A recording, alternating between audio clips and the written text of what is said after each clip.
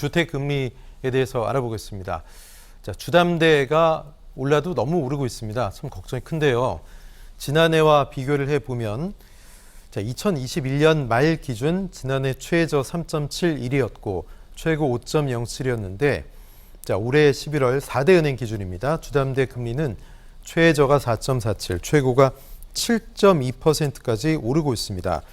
뭐 2, 3% 올랐구나. 단순히 이렇게 생각할 문제가 아닐 것 같습니다. 상당히 큰 압박일 것 같습니다. 윤 평론가님. 지금 제가 알기로는 주담대가 지금 5% 중반에서 7% 중반까지 형성이 되고 있는 줄 알고 있어요.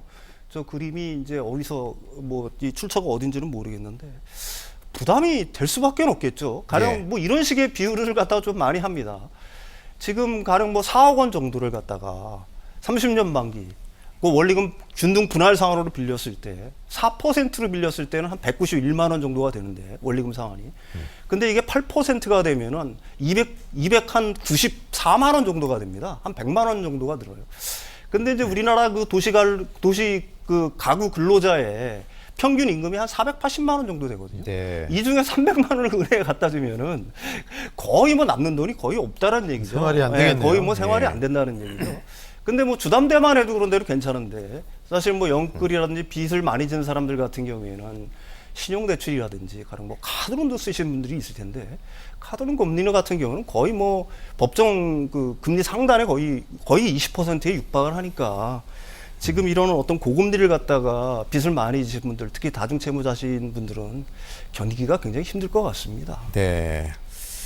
뭐 근본적인 질문을 안 할 수가 없겠습니다. 서민들 생활이 어렵다는 건 알고 있는데 또 금리를 마냥 묶어둘 수만은 없고 또 마냥 낮출 수만은 없지 않습니까? 그렇지 않아도 지금 미국과 금리 차가 많이 나는데 어떻습니까? 맞습니다.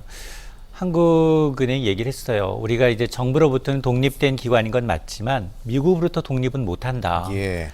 미국이 지난 3월만 하더라도 제로 금리였어요. 제로 금리인데 지금 상단이 4%예요. 네. 8개월 만에 4% 올린 겁니다. 그러다 보니 전 세계적으로 미국을 따라서 기준금리를 올려야만 이제 외화 유출을 막을 수 있는 겁니다. 왜냐하면 금리 격차가 너무 벌어지다 보니 우리는 그나마 이제 그동안은 수출로 해서 이제 달러를 좀 벌어들이는 측면이 있었는데 최근 들어서는 무역 수지도 7개월 연속 적자예요. 그러다 보니 지금 뭐 한미 기준금리 역전차, 우리는 연 3%가 상단이고 미국은 4%이기 때문에 1%포인트가 더 벌어졌습니다. 우리는 사실 지난해 8월부터 준비했어요. 지난해 8월부터 차곡차곡 준비해왔지만 그럼에도 불구하고 지금 금리는 시중금리는 전세대출, 주택담보대출, 그리고 신용 마이너스 통장대출 모두 다 7% 중반이에요. 자, 그러다 보니 지금 하면은 딜레마예요. 올해 마지막 한 번 남았는데 미국은 이제 4%가 최고 정점이 아니라 5% 중반까지 얘기를 하고 있고 우리서 여기서 베이비 스텝으로 가게 되면 금리 격차가 더 많이 벌어지고 그러면 외화 자금이 더 빨리 빠져나가고 우리는 수입해야 되는데 수입 물가로 달러를 더 퍼줘야 된다는 얘기입니다. 그게 또 결과적으로 물가를 올릴 수 있기 때문에 굉장히 고통스럽지만 가계부자의 이자 부담도 있지만 이게 결코 이제 적게 올리는 게 도움이 되지 않는다라는 판단을 한 것 같습니다. 네. 그럼에도 불구하고 사실은 지금 이 가계부채 연착륙에 대한 이제 고민은 우리가 좀 더 심도 있게 해야 될 부분이라는 생각을 합니다. 예, 이렇게 가파르게 금리가 오르고 있기 때문에 대출 전략이 좀 요구되고 있습니다.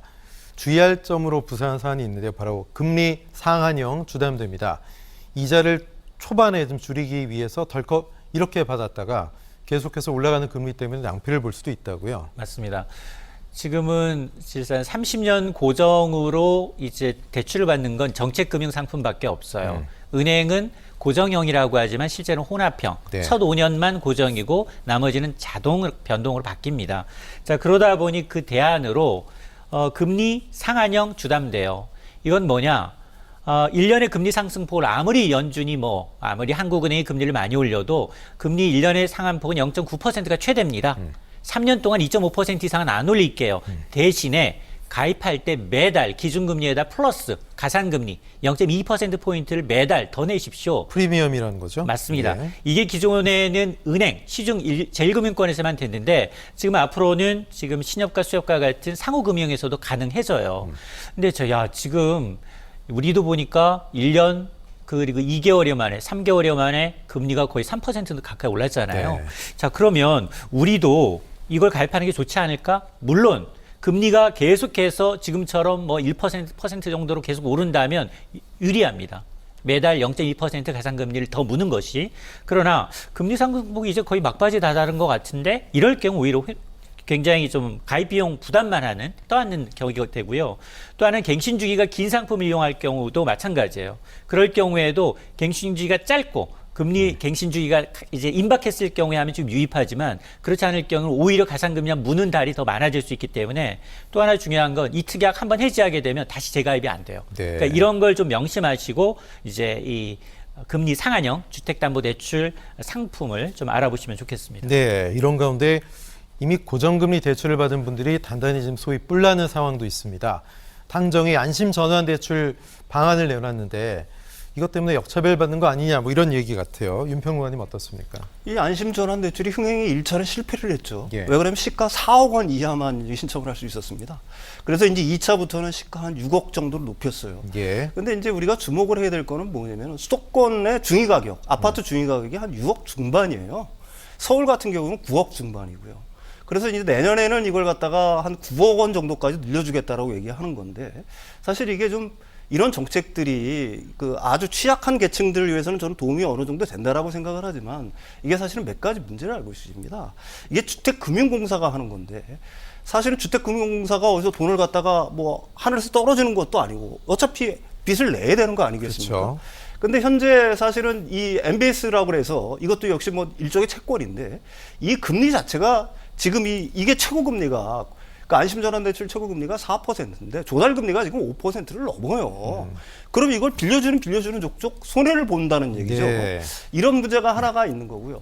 두 번째로는 이제 가장 큰 문제는 은행들 입장에서도 불만이라는 얘기입니다. 자기들이 지금까지 어떻게 보게 되면 뭐 아직까지 뭐 이게 좀 디폴트가 안 난 상태고 차주가 예. 못 갚는 것도 아니고 차주가 그런 데에서 갚아 나가고 있는데 자신들의 수익을 갖다가 어느 정도 가져가는 거고 대신 그 채권을 넘기는 대신에 그 MBS 저당증권을 갖다가 다시 받는데 이게 의무 보유 기간이 있어요.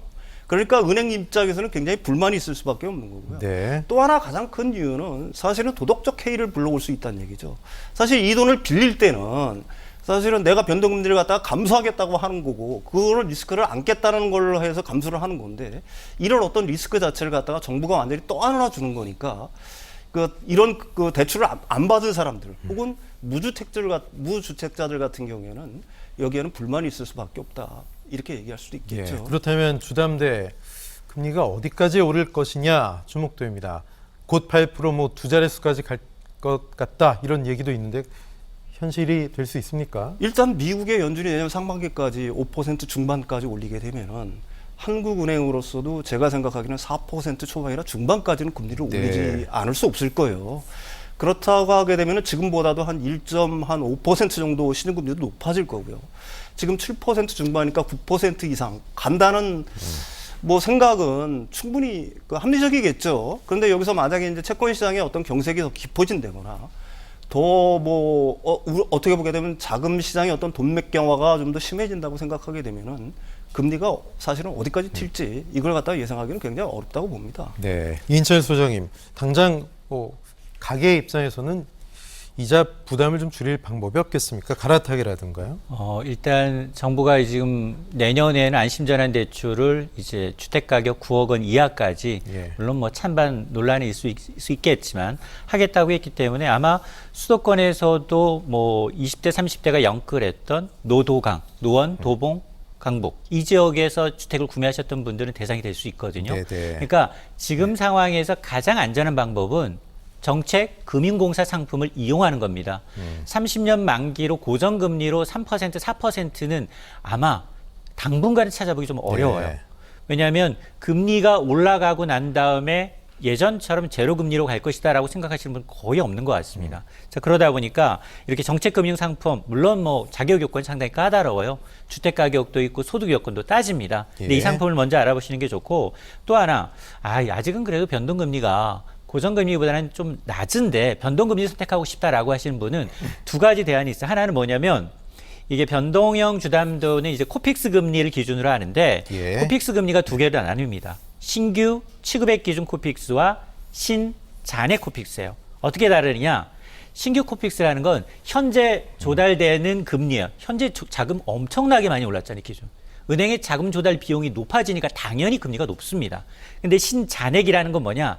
그동안 보통 예금, 거의 예금이 붙지 않았던 예금까지 누적된 거다 보니까 상대적으로 금리 인상 반영 시기가 좀 늦어요. 그러니까 지금 만일 변동형 주택담보대출을 선택하신다면 신잔액 코픽스를 선택하는 것이 현명합니다. 네, 이렇게 주택담보대출 금리가 오르면서 누가 무서워서 돈 빌려서 집을 살까요? 자, 정부가 지난 비상경제회의에서 규제를 대거 완화하겠다고 밝혔죠. 그래서 우리는 예전 박근혜 정부 시절에 최경환 당시 경제부총리가 뭐 빚내서 집 사라 이런 얘기를 했었는데 이게 시즌2가 아니냐 이런 두려움도 갖고 있습니다. 정부의 입장이 뭘까요, 지금? 사실 좀 걱정스러운 게 서울에서 20, 30대 이 발표가 난 다음에 20, 30대의 서울 아파트 구매 비중이 높아졌어요. 아, 정말요? 그러니까 실제로 그 영끌에서 그동안 금리가 너무 가파르게 올랐기 때문에 일부 지역에서는 이거 빚 감당 안 되니까 팔아야 되겠다라고 고민하시는 분도 계시지만 그동안 대출 묶여서 나 못 샀었어. 지금 살 거야. 이런 분들도 있다는 얘기거든요. 지금이라도 기회구나. 그렇습니다. 예. 그런 분들이 있다는 얘기예요. 근데 문제는 뭐냐? 이게 부동산 시장은 후행성이기 때문에 얼마나 더 빠질지는 몰라요. 네. 누구도 장담하기 좀 어렵다라는 거고 또 하나는 가계부채예요.